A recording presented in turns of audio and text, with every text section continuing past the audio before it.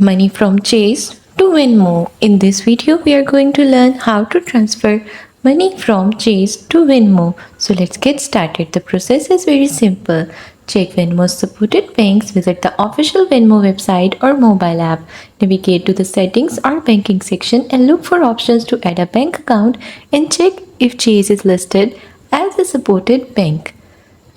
Then link your Chase account to Venmo. If Chase is supported, follow the instructions. To add your Chase account to Venmo, you may need to provide your Chase account details such as account number and routing number. Verify and confirm. Venmo require you to verify your bank account. This could involve confirming small deposits made to your Chase account.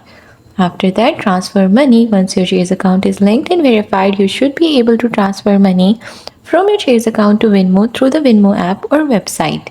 Be aware of any fee associated with transferring money from Chase to Venmo and be mindful of any transaction limits. Update information. Ensure that your Chase and Venmo account information is up to date to avoid any issues with transfer.